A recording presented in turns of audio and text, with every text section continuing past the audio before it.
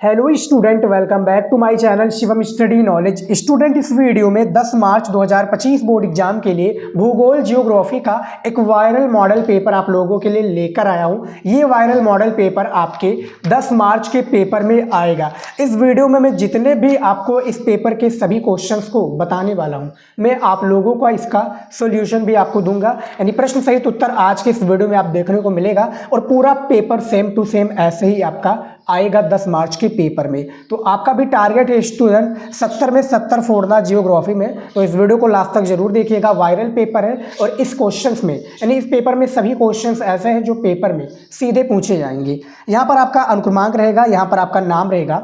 Paper code देख सकते हैं आप लोग 350 YU पेपर कोड है 2025 का भूगोल का। यहाँ पर देखिए टाइम आपको दिया जाएगा, समय 3 घंटा 15 मिनट। 3 घंटा पेपर को हल करने के लिए और इस पेपर को अच्छे से पढ़ने के लिए आपके पास 15 मिनट टाइम रहेगा। पूर्णांक कितने का रहता है? 70 नंबर का। नोट में देखिए प्रारंभ के 15 मिनट परीक्षार्थियों को प्रश्न पत्र पढ़ने के लिए निर्धारित है, यानी ये जो पेपर है आप लोगों को अच्छे से 15 मिनट पढ़ लेना है। सबसे पहला इसमें पॉइंट है कि सभी प्रश्नों का उत्तर देना आपको अनिवार्य है। दूसरा पॉइंट इसमें प्रश्न संख्या 1 से 8 तक बहुविकल्पीय प्रश्न है जिनका आप देखिए, और प्रश्न 9 से 16 तक अति लघु उत्तरीय प्रश्न है जिनका प्रत्येक उत्तर आपको 20 शब्दों में देना है। और 17 से 22 तक लघु उत्तरीय प्रश्न है जिनका प्रत्येक उत्तर आपको 50 शब्दों में देना है। और प्रश्न संख्या 23 से 24 तक विस्तृत उत्तरीय प्रश्न है जिनका प्रत्येक उत्तर आपको 150 शब्दों में देना रहेगा। उसके बाद में देखिए प्रश्न संख्या 25 से 26 तक मानचित्र कार्य से संबंधित प्रश्न है। और इसमें तीसरा पॉइंट है कि सभी प्रश्नों के लिए निर्धारित अंक उसके सम्मुख अंकित है। चौथा पॉइंट है उपयुक्त रेखा मानचित्र एवं आरेखों द्वारा अपने उत्तरों की पुष्टि कीजिए। तो यहाँ पर आप निर्देश देख सकते हैं और इसी के अकॉर्डिंग आप लोगों को पेपर में, यानी जो इस पेपर में सभी प्रश्न दिए हुए हैं कॉपी में लिखना रहेगा। अब मैं दिखा दूं आपको 8 बहुविकल्पीय प्रश्न आपके दिए होते हैं। तो चलिए 8 बहुविकल्पीय प्रश्नों को सॉल्व कर लेते हैं। और आप लोगों ने जो है बहुविकल्पीय प्रश्नों को तैयार किया होगा, तो मैं जो इस पेपर में इंपॉर्टेंट ऑब्जेक्टिव क्वेश्चंस को बताऊंगा उसका आंसर आपको ऑलरेडी आता होगा। पहला प्रश्न देखिए बहुविकल्पीय का कि निम्नलिखित में से कौन सी नगरीकरण की समस्या नहीं है। 1 नंबर का ये प्रश्न है और इसका जो राइट आंसर हो जाएगा सबसे फर्स्ट वाला हो जाएगा विस्तृत कृषि हो जाएगा, जो कि नगरीकरण की समस्या यानी शहर की समस्या नहीं है। मैंने काफ़ी बार आपको बताया है और इंटेलिजेंट स्टूडेंट हैं आप लोग हमारे। दूसरा प्रश्न देखिए निम्नलिखित में से कौन सी नदी सबसे अधिक प्रदूषित है। अब इसको तो मुझे बताने की आवश्यकता है नहीं इसका आंसर, क्योंकि आप लोगों को ऑलरेडी पता होगा भैया, यमुना नदी। यमुना नदी आज के टाइम पर देखा जाए तो सबसे अधिक प्रदूषित नदी है। तो दूसरे का बी वाला करेक्ट आंसर हो जाएगा। तीसरा देखिए 2011 की जनगणना के अनुसार भारत की जनसंख्या थी। भैया 2011 की जो जनगणना थी इसके अनुसार भारत की जनसंख्या कितनी थी आपको बताना है। 1 नंबर का प्रश्न है और उसका राइट आंसर हो जाएगा 121.1 करोड़। अब देखिए इससे अधिक था, मैं आपको दिखा दूं पूरा एग्जैक्ट नंबर 121.01, ठीक है, देखिए 01, ठीक है, 93,422। अब देखिए 121 करोड़, ठीक है, 19,03,422 इतनी जनसंख्या थी 2011 के और इससे मतलब बढ़ती रही, घटती नहीं है। और अभी के टाइम पर बात किया जाए तो 142 करोड़ से शायद अधिक जनसंख्या भारत में रहती है। 4 नंबर प्रश्न देखिए कि नव निश्चयवाद की संकल्पना प्रस्तुत की। 1 नंबर का ये प्रश्न है और आपको बताना है कि नव निश्चयवाद की संकल्पना किसने प्रस्तुत की। तो ग्रिफ्थ टेलर हो जाएंगे। 4 नंबर का बी वाला ऑप्शन सही हो जाएगा। 5 नंबर प्रश्न देखिए सड़क के किनारे विकसित मानव बस्तियों का प्रकार है। 1 नंबर का ये प्रश्न है और आपको बताना है जो सड़क के किनारे विकसित मानव बस्तियां हैं इनका क्या प्रकार है। तो 5वें का बी राइट आंसर हो जाएगा आपका रेखीय हो जाएगा, बिल्कुल करेक्ट आंसर, ठीक है। 6 नंबर क्वेश्चन देखिए स्क्रीन पर दिया हुआ है जनसंख्या आकार के अनुसार सबसे बड़ा देश है। 1 नंबर का क्वेश्चन है और आपको बताना है कि जनसंख्या आकार के अनुसार सबसे बड़ा देश कौन सा है। तो इसमें से जो राइट आंसर हो जाएगा वो आपका हो जाएगा स्टूडेंट, मैं दिखा दूं ऑप्शन पहले। देखिए संयुक्त राज्य अमेरिका, ब्राजील, चीन और भारत। तो देखिए चीन अभी पर है सबसे नंबर 1 पर, और देखा जाए तो अभी भारत हो चुका है लेकिन चीन सबसे नंबर 1 पर है। पहले पर चीन, दूसरे पर भारत, तीसरे पर अमेरिका और चौथे पर आपका इंडोनेशिया। ये पूरी दुनिया में सबसे अधिक जनसंख्या वाले देश हैं, जो कि पहले पर कौन? चीन है, दूसरे पर यहाँ पर भारत, तीसरे पर आपका अमेरिका, चौथे पर इंडोनेशिया। सबसे अधिक जनसंख्या वाले देश माने जाते हैं। उसके बाद में देखिए 7 नंबर प्रश्न यहाँ पर देखिए निम्नलिखित में से कौन सा प्राथमिक क्रियाकलाप नहीं है। तो इनमें से परिवहन हो जाएगा। 7वें का है परिवहन, संचार और विनिर्माण। ये ऐसे कैटेगरी के अंतर्गत आते हैं जो है प्राथमिक क्रियाकलाप नहीं है। अगला क्वेश्चन देखिए, आखिरी है हमारा बहुविकल्पीय का, खासकर भूगोल में। भारत का भिलाई नगर प्रसिद्ध है, 1 नंबर का ये प्रश्न है और इसका जो राइट आंसर हो जाएगा, सूती वस्त्र उद्योग के लिए भारत का भिलाई नगर प्रसिद्ध है। तो 8 नंबर का आपका ए वाला ऑप्शन सही हो जाएगा। अब चलिए मैं आप लोगों को दिखा देता हूँ स्टूडेंट।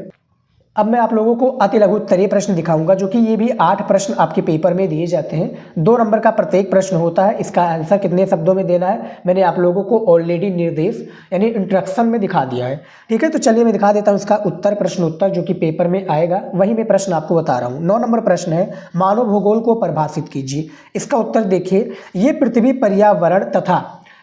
पर्यावरण तथा मानव के अंत संबंधों को व्यक्त करने वाली भूगोल की शाखा है, जिसे पुनः आर्थिक भूगोल, सामाजिक भूगोल, राजनीतिक भूगोल, जनसंख्या भूगोल, ग्रामीण आदिवास व नगरीय आदिवास भूगोल, निवेश भूगोल आदि में क्या बांटा गया। तो मानव भूगोल का क्या अर्थ है, परिभाषा मैंने बता दिया है। 10 नंबर प्रश्न देखिए स्टूडेंट, यहाँ पर प्रवास को प्रभावित करने वाले 2 कारक कौन से, इसके बारे में बताइए। 2 नंबर यहाँ पर आपको दिया जाएगा। इसका उत्तर देखिए, प्रवास को प्रभावित करने वाले 2 कारक निम्नलिखित हैं। सबसे पहला है अपकर्ष कारक और दूसरा क्या है, प्रतिकर्ष कारक। ये प्रवास को प्रभावित करने वाले 2 कारक हैं। यहाँ पर आप इसका आंसर देख सकते हैं।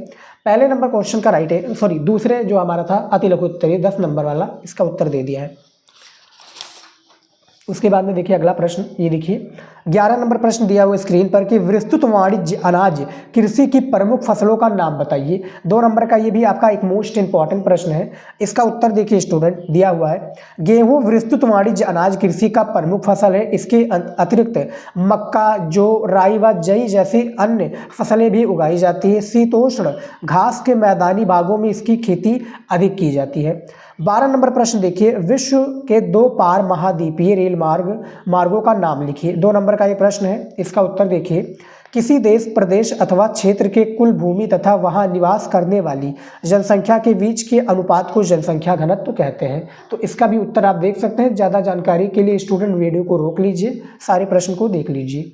ठीक है, 13 नंबर प्रश्न देखिए, ग्रामीण बस्ती कितने प्रकार की होती है, इसके बारे में बताना है। 2 नंबर का आपका ये मोस्ट इंपॉर्टेंट प्रश्न है। इसका उत्तर देखिए, ग्रामीण बस्ती 4 प्रकार की होती है, यानी जो बेसिकली बस्तियां होती है कितनी 4 प्रकार की होती है। देखिए सबसे पहला है गुच्छित बस्तियां, दूसरा है अर्ध गुच्छित या विखंडित बस्तियां, तीसरा है पल्लीकृत बस्तियां और चौथा है परिच्छित या एकाकी बस्ती। तो ये ग्रामीण बस्ती कितनी प्रकार की होती है यहाँ पर बताया गया है।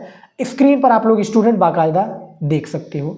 उसके बाद में देखिए यहाँ पर 14 नंबर प्रश्न, हरित क्रांति के नकारात्मक प्रभाव क्या है, इसके बारे में आपको बताना है। ठीक है स्टूडेंट, जो हरित क्रांति के नकारात्मक प्रभाव है इसके बारे में आपको डिटेल से बताना है। 2 नंबर का ये भी प्रश्न है। इसका उत्तर दिखा देता हूँ मैं आपको।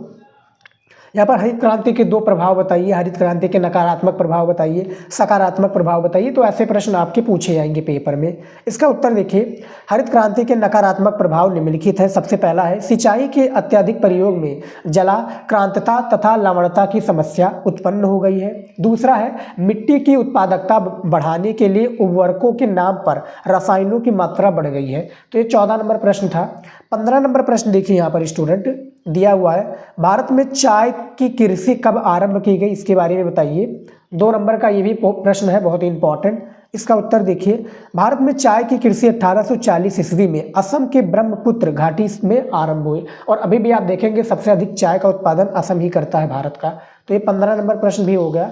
अब चलिए मैं दिखा देता हूँ आपको लास्ट क्वेश्चन अति लघु उत्तरीय प्रश्न का। देखिए 16 नंबर प्रश्न है, उत्तर प्रदेश और बिहार में गंगा नदी के 2 प्रदूषित भाग कौन से, इसके बारे में बताइए। 2 नंबर का आपका ये भी प्रश्न है। इसका उत्तर देखिए, उत्तर प्रदेश और बिहार में गंगा नदी के 2 प्रदूषित भाग निम्न है। इसमें देखिए सबसे पहला है उत्तर प्रदेश में कानपुर से वाराणसी वाला भाग और दूसरा है बिहार में वाराणसी से पटना वाला भाग, जो कि गंगा नदी जो है प्रदूषण के भाग से ये प्रदूषित है। तो ये आपका लास्ट क्वेश्चन था अति लघु उत्तरीय का, मैंने बता दिया है। अब चलिए मैं दिखा देता हूँ आपको स्टूडेंट जो है, रुकिए, ये देखिए लघु उत्तरीय प्रश्न। मैं बात करूं पेपर में तो ये 6 प्रश्न आपके दिए होते हैं खासकर भूगोल में और 4 नंबर का एक प्रश्न होता है। 50 शब्दों में इसके एक प्रश्न का हमें उत्तर देना होता है। तो चलिए इसके भी इंपॉर्टेंट प्रश्न को देख लेते हैं और उसको उत्तर भी मैं आपको बताऊंगा।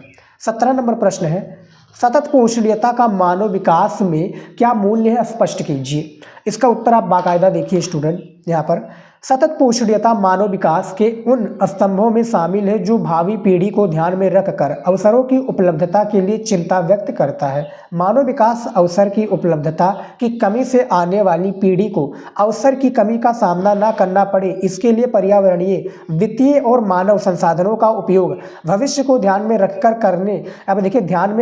करने को कहता है, क्योंकि इसमें किसी का दुरुपयोग आने वाली पीढ़ी को हानि पहुंचा सकता है। तो ये जो क्वेश्चन था पूछा गया था हमारा कि सतत पोषणीयता, यहाँ पर देखिए सतत पोषणीयता का मानव विकास में क्या मूल्य है, इसका बारे में मैंने बता दिया है। इसका आप आंसर देख सकते हैं, बहुत ही इंपॉर्टेंट क्वेश्चन है और पेपर में स्टूडेंट ये बार बार पूछा जाता है। ठीक है, 17 नंबर प्रश्न का उत्तर स्क्रीन पर आप देख सकते हैं।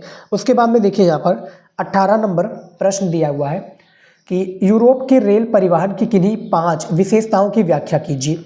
ठीक है, तो जो यूरोप की परिवहन है इसकी हमें 5 विशेषताओं की व्याख्या करना है। 4 नंबर का प्रश्न है, इसका उत्तर देखिए। यूरोपीय रेल परिवहन की 5 विशेषताएं निम्नलिखित हैं। सबसे पहला है यूरोपीय रेल प्रणाली विश्व की सबसे पुरानी रेल प्रणाली है जो दोहरी एवं बहुमार्गी है। दूसरा, इसमें यूरोप में यात्री तथा माल परिवहन के लिए सर्वाधिक प्रयोग रेल परिवहन का किया जाता है। और तीसरा है यहाँ रेल मार्ग पर बनी सुरंग महानगरों या राजधानियों को जोड़ती है, जैसे पेरिस, लंदन, आप जानते हैं ना, बहुविकल्पीय में आता है। उसके बाद में देखिए चौथा, यूरोप के औद्योगिक प्रदेशों में रेल मार्गों का अधिक घनत्व पाया जाता है। और पांचवा देखिए, बेल्जियम में रेल घनत्व सर्वाधिक है, जहां 1 किलोमीटर रेल मार्ग 6.5 प्रति वर्ग किमी में क्षेत्र में पाया जाता है। तो ये जो क्वेश्चन पूछा गया था 18 नंबर, इसका आंसर आप देख सकते हैं स्टूडेंट। ठीक है, मैं आपको सारे आंसर बताऊँगा सारे क्वेश्चन का। उसके बाद में दिखा देता हूँ अगला प्रश्न। यहाँ पर देखिए 19 नंबर प्रश्न दिया हुआ है स्टूडेंट, विनिर्माण शब्द की परिभाषा दीजिए। छोटे पैमाने की भी निर्माण उद्योग, यहाँ पर देखिए विनिर्माण, यहाँ पर भी हो गया, विनिर्माण उद्योग किन्हीं 3 विशेषताओं को स्पष्ट कीजिए। तो इसका 4 नंबर का प्रश्न है, देखिए उत्तर है प्राथमिक उत्पाद या कच्चे माल को मशीनों की सहायता से बड़े पैमाने पर निर्मित वस्तुओं में बदलने की क्रिया को विनिर्माण कहा जाता है। ठीक है, वस्तुओं को बदलने की क्रिया को क्या कहा जाता है, विनिर्माण कहा जाता है। छोटे पैमाने के विनिर्माण उद्योग की प्रमुख विशेषताएं इस प्रकार है। छोटे जो विनिर्माण है इसके उद्योग की जो प्रमुख विशेषताएं हैं वो क्या है, इस प्रकार है। सबसे पहला इसमें देखिए, इसमें स्थानीय कच्चे माल का उपयोग करके वस्तुओं का उत्पादन किया जाता है। इससे दूसरा, इसमें देखिए उत्पादन कार्य अर्धकुशल श्रमिकों के द्वारा किया जाता है। और तीसरा, इसमें अर्धकुशल श्रम के साथ कम पूंजी की आवश्यकता होती है। तो जो विनिर्माण से प्रश्न आपका पूछा गया था कि विनिर्माण शब्द की परिभाषा दीजिए, इसका मैंने परिभाषा दे दिया है। और जैसा कि मैंने बताया स्टूडेंट, आप लोग वीडियो को रोक कर भी समझ सकते हो सारी चीज़ों को। ठीक है, 20 नंबर प्रश्न देखिए, भारत में जनसंख्या वृद्धि के कारणों का उल्लेख कीजिए। 4 नंबर का ये प्रश्न है, इसका उत्तर देखिए। भारत में जनसंख्या वृद्धि को प्रभावित करने वाले कारक निम्नलिखित हैं, कुछ पॉइंट के थ्रू समझाया गया है। सबसे पहला है भारत में पाई जाने वाली गर्म जलवायु। दूसरा है भारत में अशिक्षा। तीसरा है रूढ़ियाँ एवं अवैज्ञानिक मान्यताएं। और चौथा है गर्भ निरोधक एवं परिवार नियोजन कार्यक्रमों को उचित ढंग से लागू न किया जाना। और पांचवा है जनसंख्या वृद्धि को रोकने के लिए ऐच्छिक या एवं अनिवार्य प्रतिबंधों को अपनाने के लिए जन सामान्य में जागरूकता का अभाव होना। ये आपके 20 नंबर प्रश्न का उत्तर है, जो कि यहाँ पर आप देख सकते हैं। प्रश्न जो दिया हुआ था ये प्रश्न यही है। ठीक है, अब चलिए अगला प्रश्न दिखा देता हूँ मैं आप लोगों को स्टूडेंट। दिया हुआ है 21 नंबर प्रश्न कि भारत को कृषि प्रधान देश क्यों कहा जाता है, किन्हीं 3 कारणों को व्याख्या के साथ बताइए। 4 नंबर का प्रश्न है, इसका उत्तर देखिए। भारत को कृषि प्रधान देश कहा जाता है, इसके निम्न कारण है। सबसे पहला देखिए, प्राचीन काल से ही कृषि भारत की अधिकतर जनसंख्या की मुख्य आर्थिक क्रिया रही है। आज भी ये भारतीय अर्थव्यवस्था का मुख्य आधार है। दूसरा देखिए, यहाँ पर श्रम शक्ति का लगभग 52% भाग कृषि कार्यों में लगा हुआ है। भारत में यहाँ पर देखिए 19.52 करोड़ हेक्टेयर भूमि पर कृषि की जाती है। शुद्ध राष्ट्रीय उत्पाद में कृषि का 18% योगदान है। ठीक है, यानी शुद्ध राष्ट्रीय उत्पाद में कृषि का क्या है, 18% योगदान है। और इसमें शायद और है, तीसरा पॉइंट भी है। देखिए 3 कारण पूछा गया था ना, ये देखिए यहाँ पर आप देख लीजिए। देखिए तीसरा पॉइंट देखिए, देश के निर्यात में कृषि उत्पादों का महत्वपूर्ण योगदान 13% है। कृषि उद्योगों के लिए कच्चे माल की आपूर्ति करती है। कृषि में खाद्य अनाज के साथ तिलहन तथा दालों का भी उत्पादन होता है। तो जो प्रश्न पूछा गया था स्टूडेंट कि भारत कृषि प्रधान देश क्यों कहा जाता है, इसके बताइए 3 कारणों की व्याख्या कीजिए, मैंने आपको बता दिया स्टूडेंट, ठीक है। उसके बाद में देखिए अगला प्रश्न 22 नंबर प्रश्न देखिए, सांस्कृतिक पर्यावरण को परिभाषित कीजिए। 4 नंबर का ये प्रश्न है, इसका उत्तर देखिए, जब मनुष्य प्राकृतिक पर्यावरण में प्रवृत्ति या तकनीकी विकास की सहायता से संशोधन करता है और उसे अपनी आवश्यकताओं के अनुरूप बनाता है तो उसे सांस्कृतिक पर्यावरण कहा जाता है। उदाहरण के लिए घास के मैदानों तथा देखिए उदाहरण के लिए क्या है, घास के मैदानों तथा भूमि को जोत कर खेती या पशुपालन करना, मानव जनसंख्या, नगरीय विकास, कृषि एवं उद्योगों, सांस्कृतिक देखिए नगरीय विकास, कृषि एवं उद्योगों सांस्कृतिक पर्यावरण के महत्वपूर्ण घटक हैं। तो जो प्रश्न पूछा गया था छोटा सा था कि सांस्कृतिक पर्यावरण को परिभाषित कीजिए, इसका भी मैंने आप लोगों को आंसर बता दिया है। अब चलिए मैं दिखा देता हूँ स्टूडेंट आपको दीर्घ उत्तरीय प्रश्न। अब देखिए मैं दीर्घ उत्तरीय प्रश्नों की बात करूं तो टोटल 2 ही प्रश्नों का आपको यहाँ पर आंसर देना होगा, ठीक है। ये देखिए जैसे कि यहाँ पर देखिए 23 नंबर प्रश्न क्या दिया हुआ है कि मानव भूगोल अस्थायी पृथ्वी तथा क्रियाशील मानव के बीच परिवर्तनशील संबंधों का अध्ययन है, इस कथन का परीक्षण कीजिए। 6 नंबर का ये प्रश्न है, अथवा करके दिया हुआ है कि उप क्षेत्र से आप क्या समझते हैं, मानव भूगोल के प्रमुख उप क्षेत्रों का उल्लेख कीजिए, ठीक है। 24 नंबर प्रश्न देखिए कि भूमि अवगमन से आप क्या समझते हैं, भारत में भूमि अवगमन को कम करने के उपाय सुझाइए। 6 नंबर का ये भी प्रश्न है, अथवा करके दिया हुआ है कि इंदिरा गांधी नहर कमांड क्षेत्र किस राज्य में स्थित है, भारत में सतत पोषणीय विकास को बढ़ावा देने में इसका क्या योगदान है, इसके बारे में आपको बाकायदा बताना है। तो मैं बात करूं स्टूडेंट तो आप लोगों को इतना तो नॉलेज होगी है कि पेपर में दोनों में से किसी एक प्रश्न को करना है, यानी इन दोनों क्वेश्चन में से किसी एक को आपको करना रहेगा, ठीक है। तो इन तैयार कर लीजिएगा और इसका आंसर आपको बुक में मिल जाएगा। काफ़ी वीडियोज में जो हमारे रेगुलर के स्टूडेंट होंगे उनको पता होगा, मैंने काफ़ी वीडियोज में इसका आंसर बताया हुआ है। तो ये 4 क्वेश्चन इंपॉर्टेंट है, 12 नंबर आपको इसमें देखने को मिल जाएगा, तो इसको पढ़ लीजिए, तैयार कर लीजिए। अगला प्रश्न देखिए स्टूडेंट 25 नंबर यहाँ पर, भारत के दिए गए रेखा मानचित्र में निम्नलिखित को उपयुक्त चिन्हों द्वारा दर्शाइए और उनके नाम भी लिखिए, यानी आपको उपयुक्त चिन्ह के द्वारा दर्शाना है और उसके नाम भी लिखना है। 5 नंबर का आपका ये प्रश्न है, इसका देखिए सबसे पहला इसमें है जो कि 5 नंबर आपको ऐसे नहीं दिया जाएगा, 1 नंबर दिया जाएगा, यानी 1/2, यानी 1 नंबर आपको तब दिया जाएगा स्टूडेंट एक प्रश्न पर जब आप इसको दर्शाएंगे और कॉपी में लिखेंगे इसका आंसर। जैसे यहाँ पर देखिए सबसे पहला प्रश्न दिया हुआ है कि सबसे अधिक स्त्री साक्षरता वाला राज्य कौन सा है भारत का, तो वो आपका केरल हो जाएगा, ठीक है। दूसरा दिया हुआ है कि इस प्रदेश की राजधानी, यानी उत्तर प्रदेश की राजधानी क्या हो जाएगी, लखनऊ हो जाएगी, ठीक है। उसके बाद में देखिए तीसरा है झारखंड राज्य में एक प्रमुख लौह इस्पात संयंत्र केंद्र का नाम बताइए, तो यहाँ पे देखिए बोकारो स्टील प्लांट हो जाएगा। इतना समझ में आ गया। और मैंने आप लोगों को मानचित्र में यानी मैप में दर्शाया भी है कि जैसे आपका मानचित्र कार्य से संबंधित प्रश्न आएगा तो वो कैसे आप दर्शाओगे मैप में, कॉपी में कैसे लिखोगे, तो वो वीडियो आप देख लीजिएगा। चौथा प्रश्न देखिए, सर्वाधिक कपास उत्पादक राज्य गुजरात हो जाएगा आपका, ठीक है। और 5वां देखिए, पूर्वी भारत में पेट्रोलियम उत्पादक राज्य, तो आपका असम हो जाएगा, ठीक है। तो ये आपके हैं ऐसे क्वेश्चन जो मैंने आपको बताया है, दर्शाना आपको ऐसे ही पड़ेगा। 26 नंबर प्रश्न देखिए स्टूडेंट, दिया हुआ है कि विश्व के दिए गए रेखा मानचित्र में निम्नलिखित को उपयुक्त चिन्हों द्वारा दर्शाइए और उनके नाम भी लिखिए। 5 नंबर का आपका ये प्रश्न दिया जाएगा और सेम प्रोसेस है, आधा नंबर दिया जाएगा जब आप एक इसको दर्शाएंगे और आधा नंबर दिया जाएगा जब आप लिखेंगे। 21 यहाँ पर देखिए 5 विश्व से रिलेटेड प्रश्न रहते हैं और 5 आपके जो है रहते हैं भारत से रिलेटेड। सबसे पहला प्रश्न है कि विश्व के दक्षिणी भाग में न्यूनतम जनसंख्या वाला महाद्वीप कौन सा हो जाएगा, तो आपका ऑस्ट्रेलिया हो जाएगा, ठीक है। और ग्रेट ब्रिटेन का सबसे बड़ा नगर लंदन हो जाएगा।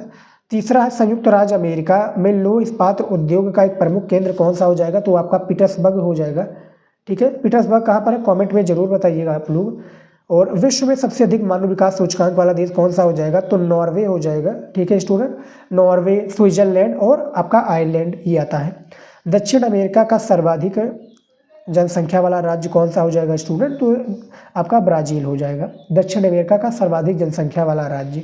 तो ये 5 क्वेश्चन था आपके मैप से रिलेटेड और 10 क्वेश्चन 10 नंबर का प्रश्न होता है मैप से रिलेटेड, जो कि भूगोल में ये पूछा जाता है 70 नंबर के पूर्णांक के हिसाब से।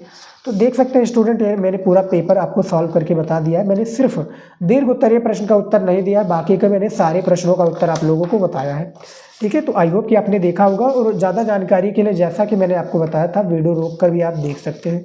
तो फिलहाल स्टूडेंट इस वीडियो में इतना ही थी, और भी मैं वीडियो लेकर आऊँगा भूगोल के ऊपर। तैयारी अच्छे से कीजिए। मिलते हैं नेक्स्ट वीडियो में। जय हिंद।